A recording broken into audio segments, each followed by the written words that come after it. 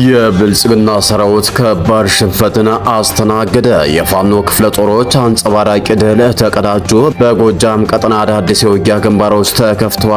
ቀዳሚው የመረጃ ሰዓታችን መረጃ ነው የሚሆነው። በታዳጊ ህጻናት ላይ አሰቃቂ ያስገድዶ መድፈር ወንጀል መፈጸሙ ተሰምቷል። በአገዛዙ ጸጥታ ኃይሎች የሚፈጸሙ ጾታዊ ጥቃቶች ዓለም አቀፍ ትኩረትንም ስበዋል። የአገዛዙ ሰራዊት አባላት የፈጸሙት ድርጊት ቁጣን ቀስቅሷል።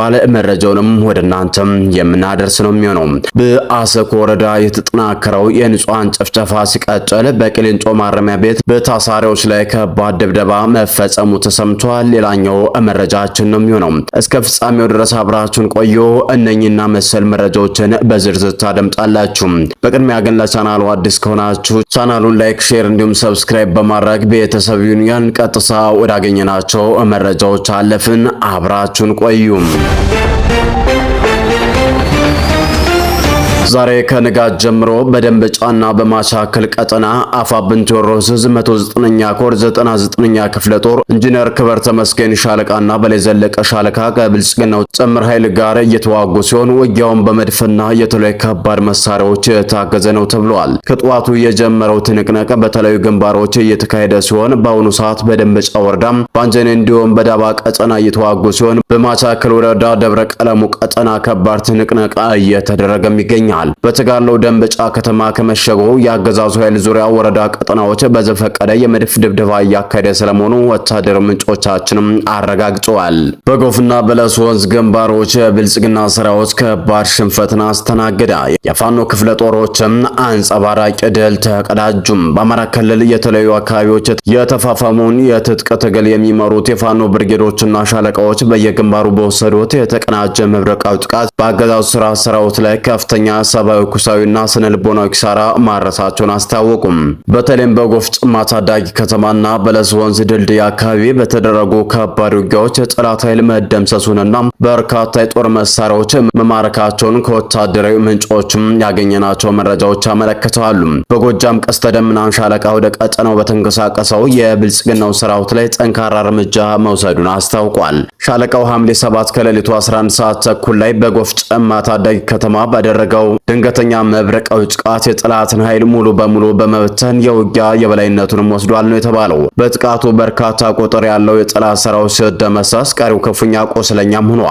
ይህ ጥቃት በአገዛዙ ኃይል ላይ ከደረሰው አካላዊ ኪሳራ ባለፈ ከፍተኛ የስነ ልቦና ውድቀት መደናገጥን የፈጠረ መሆኑ ተገልጿል። በጥቃቱ 4 የክላሽንኮቭ ጠመንጃዎች፣ 4 የወገብ ትጥቅና የእጅ ቦምቦች እንዲሁም አንድ የስናይፐር ካዝና በርካታ ቁጥር ያላቸው የክላሽና የብሬን ጥይቶች ሲማረኩ በአንድ አካባቢ ብቻ 8 አስከሬኖች መነሳታቸውን የዓይን እማኞች አረጋገጡ ሲሆን የቆሰሉትን ለማንሳት 2 ፒክአፕ እና 2 አምቡላንሶች ተሰማርተው ሲጫኑ መመልከታቸው እማኞችም ገልጸዋል።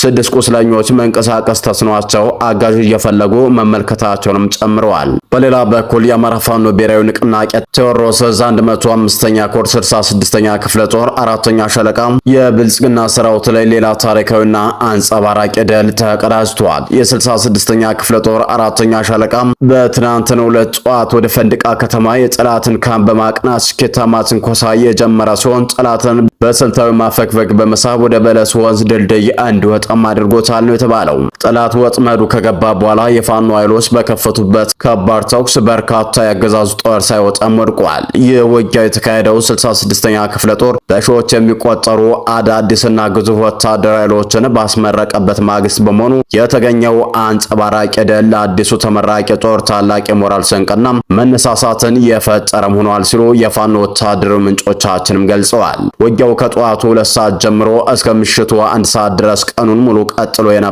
ሲሆን የጠላት ሰራዊት ከፍተኛ የሞትና ቁስለኛ ሰለባም ሆኗል።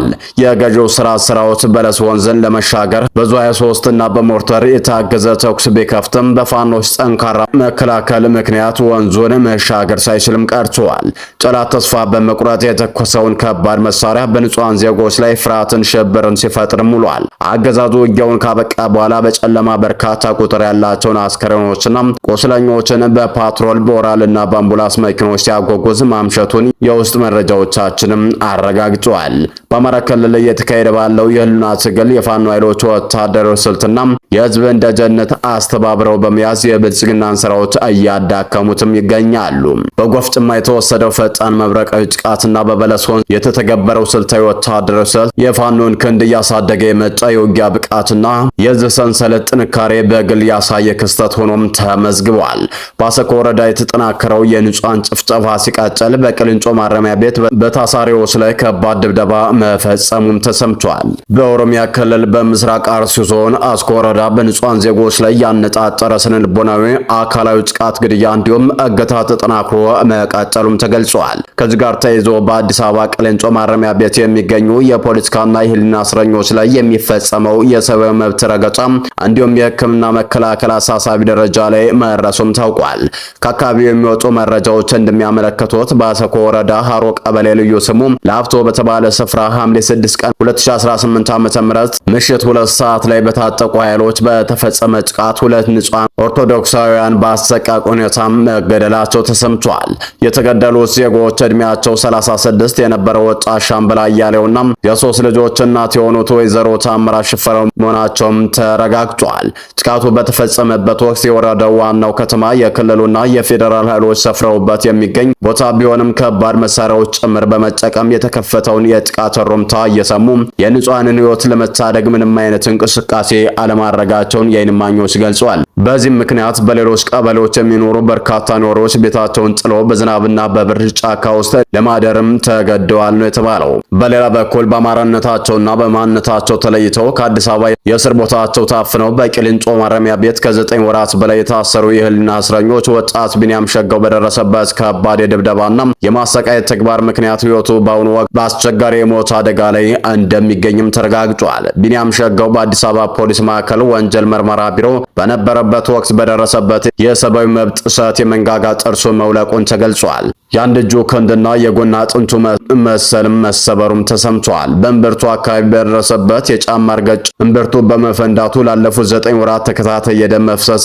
እንዳጋጠመው ሲሰማ የፖሊስ ሆስፒታል የሕክምና አቅም ማነስ እንዳለበት በመግለጹ ፍርድ ቤቱ ታሳሪውን ወደ ግል ሆስፒታል ሄዶ እንዲታከም ትዕዛዝ የሰጠ ቢሆንም የቅሊንጦ ማረሚያ ቤት አስተዳዳሪ የፍርድ ቤቱን ትዕዛዝ ለመፈጸም ፈቃደኛ ባለመሆኑ የታሳሪውን የሕክምና ማግኘት መብት አግዷል ብሏል። በአሁኑ ወቅት በሚፈሰው ደም ምክንያት የቢንያም ሸጋው ሕይወት በከፍተኛ ስቃይ ላይ በመሆኑ አጣዳፊ የሕክምና አገልግሎት እንዲያገኝ የሰብአዊ መብት ተሟጋቾችና የህብረተሰብ ክፍሎችም ጥሪ ቀርበዋል። ይህ በእንዲህ እንዳለ በሰሜን ወሎ ፍላቂት ከተማ በታዳጊ ህጻናት ላይ አሰቃቂ አስገድዶ መድፈር ወንጀል መፈጸሙ ተሰምቷል። ጥቃቶቹ በአገዛዙ በጸጥታ ኃይሎች የሚፈጸሙ ጾታዊ ጥቃቶችን ዓለም አቀፍ ትኩረትም በድጋሚም ስቧል። በሰሜን ወሎ ዞን መቄ ወረዳ ፍላቂት ከተማ ውስጥ ባለፉት ጥቂት ቀናት ውስጥ በታዳጊ ህጻናቶች ላይ ተከታታይነት ያለውና እጅግ አሰቃቂ አስገድዶ መድፈር ወንጀል መፈጸሙን ከአካባቢው የወጡ መረጃዎችም አጋለጹም። በተለይም ወንጀሉ የተፈጸመው በአካባቢው ስምሪት ላይ በሚገኙ የአገዛዙ ሰራዊት አባላት መሆኑ በአካባቢው ማህበረሰብ ዘንድ ከፍተኛ ቁጣንና ሐዘንንም ቀስቅሷል ተብሏል። ባለፉት ጥቂት ቀናት ውስጥ ብቻ በፍላቂት ከተማና አካባቢው የተመዘገቡት 2 አስከፊ የወንጀል ድርጊቶች የሰራዊቱን ሞራል ቢስነት ያረጋገጡ ናቸው ተብሏል። የመጀመሪያው ጥቃት ሐምሌ 3 ቀን 2018 ዓ.ም በፍላቂት ከተማ ጮጋሪ መስክ ተብሎ በሚጠራው አካባቢ የ8 ዓመት ህፃን ታዳጊ ላይ አስገድዶ መድፈር ጥቃትም ተፈጽሟል ነው የተባለው። በአንድ የመከላከያ አባል አስገድዶ መድፈር የተፈጸመባት ሲሆን በጥቃቱ ሳቢያ ታዳጊዋ ለከባድ አካልና የስነልቦና ቀውስም ተዳርጋለች። በአሁኑ ወቅት በሾህ መቄት መጀመሪያ ደረጃ ሆስፒታል ራሷን መቆጣጠር ሳትችል በከባድ የሕክምና ክትትል ላይም ትገኛለች። የሁለተኛዋ ጥቃት ሐምሌ 7 ቀን 2018 ዓ.ም በዚሁ በፍላቂት ከተማ ድርሃ ሙሴ ተብሎ በሚጠራው አካባቢ የ9 ዓመት ታዳጊ ህፃናት ድርጊቱ ተፈጽሞባታል ነው የተባለው። በመጀመሪያ ጥቃት በ4 ቀናት ልዩነት ውስጥ በሌላ የመከላከያ ሰራዊት አባል ተመሳሳይ የአስገድዶ መድፈር ወንጀል የተፈጸመባት ሲሆን እሷም በተመሳሳይ መልኩ በከባድ ሁኔታ ላይ ሆና በሾህ መቄት መጀመሪያ ደረጃ ሆስፒታል ሕክምና ላይ ትገኛለች ነው የተባለው። ይህ በፍላቂት ከተማ የተፈጸመው አሰቃቂ ድርጊት መባባሱን ዓለም አቀፉ የሰብአዊ መብት ተሟጋቾች በተደጋጋሚ ሲገልጹ ቆይተዋል። ባለፉት ዓመታት በሰሜን ኢትዮጵያ በተቀሰቀሰው ጦርነት የመከላከያ ሰራዊት በሴቶችና በህፃናት ላይ የፈጸሙት ያስገድዶ መድፈር ወንጀል በስፋትም ተመዝግቧል። ይሁንና የአምነስቲ ኢንተርናሽናል ሪፖርቶች እንደሚያሳዩት ጾታዊ ጥቃቶች በሰሜን ኢትዮጵያ በተለይም በትግራይ በአማራና በአፋር ክልሎች እንደ ጦርነት ስልትና ሰላማዊ ሰዎችን ለማሸበር ጥቅም ላይ ይውላል ተብሏል። የአገዛዙ ሰራዊት በወጣቶች በታዳጊ ህፃናቶች ላይ የሚፈጸሙት የቡድንና የግለሰብ አስገድዶ መድፈር ወንጀሎች በዓለም አቀፍ ደረጃ በጦር ወንጀልና በሰብአዊነት ላይ በተቃጣ ወንጀል ሊያስጠይቁ የሚችሉ መሆናቸውንም ተመላክተዋል።